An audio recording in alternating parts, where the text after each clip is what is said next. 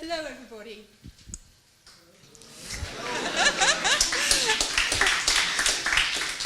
Well, thank you for the warm welcome. I would like to invite you today to disobey the instruction on this cartoon and think with me outside the box. We're going to think positive. In fact, we're actually going to think net positive. And because the subject is one of today's existential challenges, there's a little bit of bad news coming up early on, but hang in there because I promise that there's good news coming later. And even better, it's good news to which you can contribute. The incredible variety and abundance of life on Earth is beautiful, and it's essential to all of us. Biodiversity provides us with medicines, with food, and with countless other products. Living organisms perform a host of environmental services. They purify the air we breathe, they regulate water, they stabilize soils, they protect us from floods, they pollinate our crops, you name it. And over and above that, everyone needs nature for inspiration and for recreation in the great outdoors. But we have a problem. Biodiversity is being lost at an unprecedented rate. Species are going extinct at over 1,000 times the rate during periods when people weren't largely responsible. About a decade ago, a big international study was a wake-up call because it showed that 60% of the environmental services we rely on are already degraded. And since then, evidence has been building up that we're gradually unraveling the web of life. And that's just the picture today. If we look ahead to 2050, the global population will have risen to 9.7 billion. That's up nearly a third from today. The demand for food will have doubled, and the demand for energy will be up by 80%.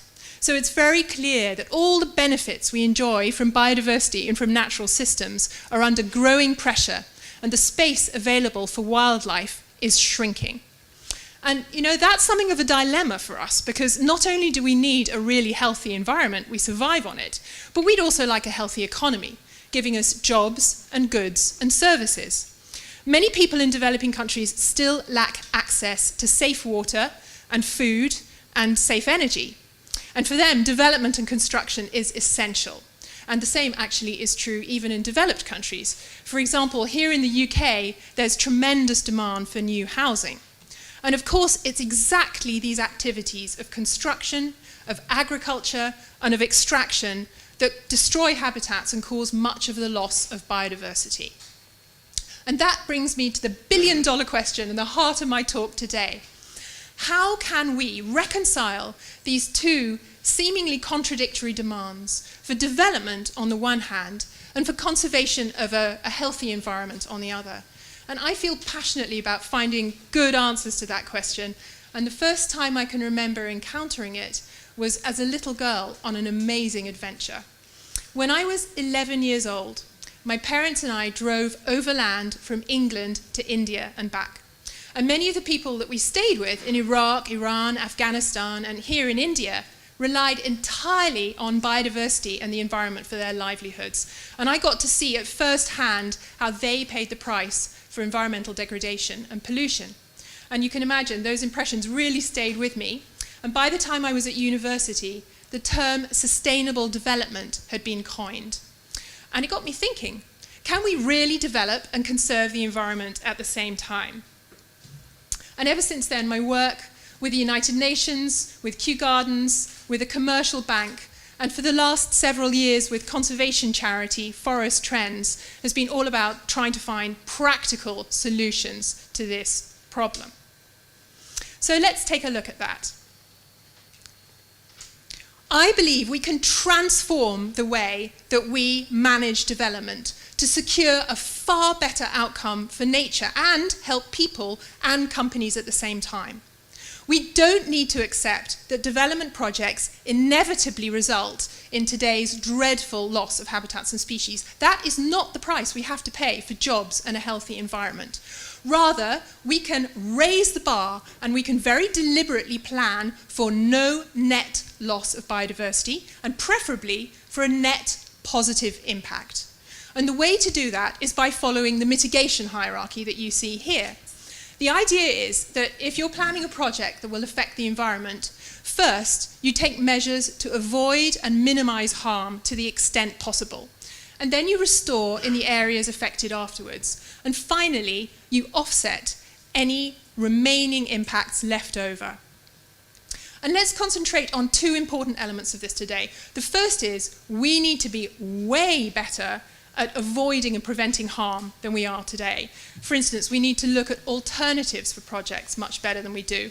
And secondly, we need to encourage developers to take an extra step beyond what's typical today to offset their residual impacts. And what that means in practice is that the developers themselves or partners they pay, like local communities or conservation groups, undertake extra conservation of habitats and species on the ground over the long term.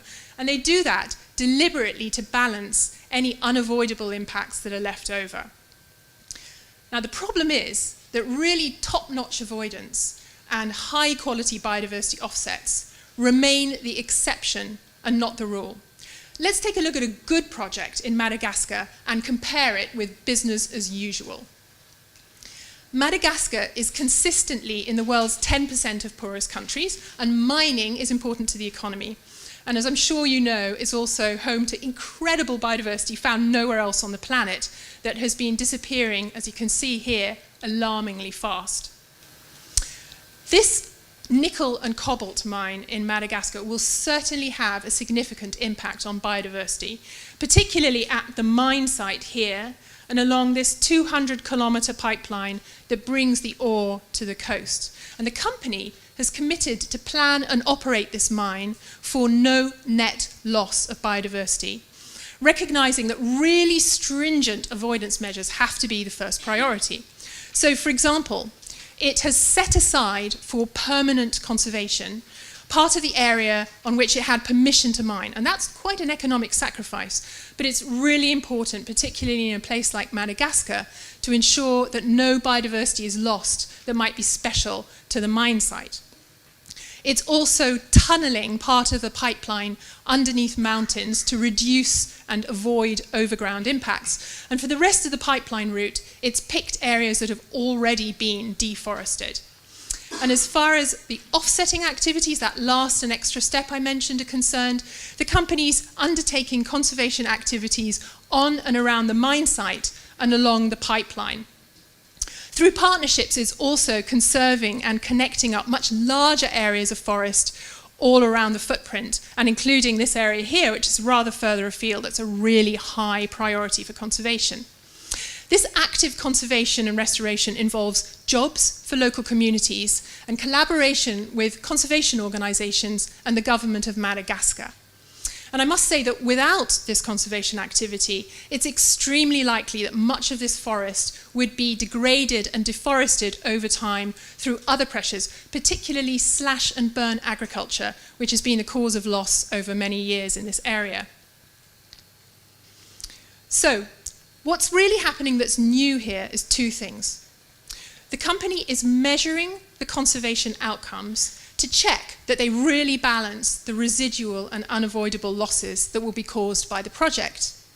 And it's also putting in place legal and financial arrangements for the long term to secure the conservation outcomes. For instance, a budget to cover the conservation activities and monitoring over decades to come. So let's take a step back and consider business as usual. Most companies would mine the entire concession. They'd pick the simplest, most direct route for the pipeline, and they're highly unlikely to undertake biodiversity offsets, thereby leading to a much greater loss of biodiversity. Now, this project is by no means perfect, but it's a really serious effort at planning for no net loss of biodiversity. And of course, it's just one project in one sector in one country. Just imagine the difference we could make for conservation if we could ensure really high standards of no net loss and net positive impact for all the projects around the world. So, how is this idea catching on? Well, I'm glad to say that at Forest Trends we've seen some really encouraging developments, particularly in the last 5 years. So there are at least 39 governments that now have law and policy on this, and over 20 are preparing more. 83 financial institutions from around the world, that's mostly really big banks, now make their lending to their clients subject to no net loss and a net gain. And a growing number of companies have made commitments to a net positive impact, or similar concepts like zero net deforestation. And then my group, the Business and Biodiversity Offsets Programme, BBOP, has set a high standard in this area, and we bring together conservation groups and companies and governments and banks from all around the world to put into place best practice, and our group's growing. So that sounds great. And after all, it's pretty intuitive, first to try and avoid harm, and then to clear up your mess afterwards. But it's surprisingly difficult to get this done really well all the time around the world. So what do we need to do to flip this on its head and make sure that planning for a net positive impact is really the rule and no longer the exception? I think we need to make headway in 3 areas. First, we need to build public support. Many people believe that biodiversity offsets are a bad idea, like a kind of get-out-of-jail-free card, allowing companies to make a horrible impact in one place and do some conservation elsewhere in a manner that doesn't really remedy the situation. And I think that's a really legitimate concern. So how do we build public trust? Well, first we need to recognize natural limits. There are plenty of situations in which it is plain impossible and unrealistic to undertake biodiversity offsets. To give you the most extreme example, if a project were to make a species extinct, you can't offset that by conserving something else. Another example, here in the UK, you cannot offset the loss of ancient woodland, and most certainly not just by planting a few oak saplings. Other things we can do to build public trust, it would be fantastic if people could go and visit lots of sites where they can see net positive impact in practice, and not only see it themselves, but be reassured that it's independently monitored and verified, and that any agreements are enforced. Now, the theme of this TED is think, and I believe we need to think extremely carefully about what kind of future we would like. It's absolutely fine to say that we want economic development and growth and jobs, but then let's plan those thoughtfully so that we can actually live with the environmental consequences. At the same time, we all like to eat, we all use electricity, we all like to travel. So it's probably not realistic to think that we can all together halt and stop any projects that will have an impact on biodiversity. I believe that biodiversity offsets need to be the last resort, but we definitely need them, because otherwise we resign ourselves to terrible, cumulative, unavoidable losses that build up over time and that we have just ignored in the past. So, to my mind, what we really need to do is to set really high standards for avoidance, for minimization, for restoration, and finally for biodiversity offsets as the most practical way to manage the trade-offs inherent in environment and development. The second thing we need to do is to build political will. Essentially, it falls to government to set really clear rules of the road so developers know exactly what's expected of them and that they must plan for no net loss. It's as simple as that. Voluntary measures will not be enough to bring about the scale of change that we need. Another thing that falls to governments is planning. Take a look here at coastal Namibia. You see here there's an awful lot of exploration licenses for mines that have been granted here inside this broader area in green, which is actually one of the country's really important protected areas. And that doesn't make sense, but it's surprisingly common all around the world.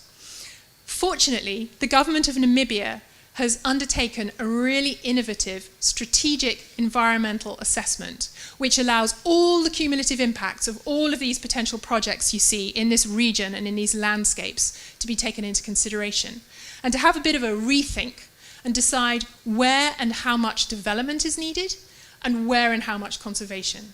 And that's exactly the kind of strategic regional planning of which we need more. Now, I've spoken mostly today about single big projects, your uranium mine, your road, an oil palm concession. But there's another thing we need to think about. Particularly here in the UK and in places like Europe, there's a big danger of death by 1,000 cuts. So these government policies and these plans need to address the accumulation of lots of small projects, all of them causing a loss of biodiversity. So how do we actually bolster the will of government to do the right thing and make a very good job of this? Well, one of the most effective ways of doing that is by showing the economic case for doing so. And to do that, you need accounts, good sets of accounts, natural capital accounts. Natural capital accounting can reveal the true social and environmental cost of our economic decisions. And it can also show the economic advantages of investing in nature. And if this is something you're interested in, I commend to you the work of the Natural Capital Committee. Finally, we need a breakthrough to come from companies themselves. It's fantastic that more companies are making commitments to a net positive impact. And we need to encourage them and their investors to do so. And they'll need help from the scientific committee, from the scientific community, from conservation groups, and from members of the public. But we do also need to hold them accountable. We need to check that when they say they're performing for a net positive impact, that's really what they're doing. Particularly since the crash in commodity prices, companies have been concerned that best practice like this is going to inflate costs and cause delays. But actually, planning for a net positive impact is not a major additional expense. For small projects, there are plenty of simple and practical approaches you can take. And for big projects like this one, with budgets in the many millions or even billions of dollars, the cost of doing a good job for the environment is absolutely tiny by comparison with the overall budget. It could be as little as 0.1% of capital expenditure. But even if it were 1% or 2% or more, that's a very small price to pay for no net loss, which after all is exactly what society needs. Essentially, we need a change in mindset so that planning for a net positive impact and budgeting for it just becomes a standard part of business as usual. So where does that leave us? I think we have to be much more careful to avoid irreversible impacts from the get-go and not just clear up our mess afterwards. But we do also need to invest far more in biodiversity to address and tackle all those cumulative, residual, leftover impacts which we've ignored in the past. Everyone's sympathetic about conserving wildlife, but we all want to eat and travel and use our smartphones. So we need to take responsibility for our preferences and come forward with practical suggestions. Now, I promised you good news. And the good news is this: we already know how to do a far better job for the environment, for communities, and for companies than we do now.